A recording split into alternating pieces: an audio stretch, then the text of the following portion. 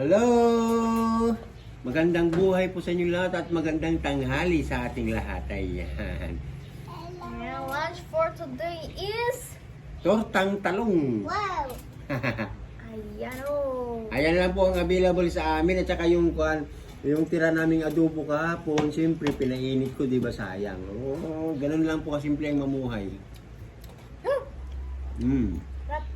Kaya ko.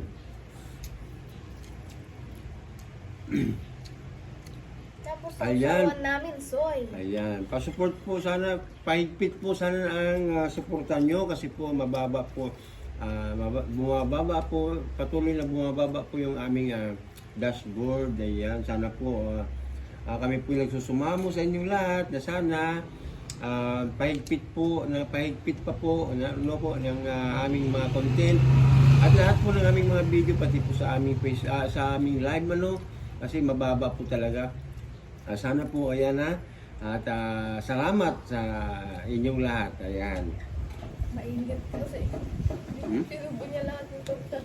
Mainit ang po kaluluto eh. Ayan, sarap di ba? Maitlog yan. Healthy yan, healthy. Oh! Lalo na pag bagong pitas. Di ba? Masarap ang gulay pag bagong pitas. Di ba? Check. Oh!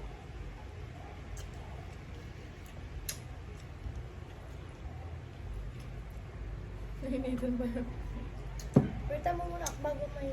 Ayan, at salamat nga pala sa mga non-followers at sa mga followers namin ng aking anak. Dahil umabot na po tayo ng 413k. Ayan, salamat po sa inyong lahat.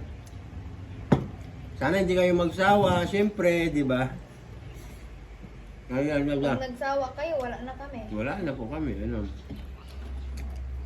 Maraming salamat po. Hindi kami magsasawa pong mag-live, magpapasalamat po sa inyong lahat.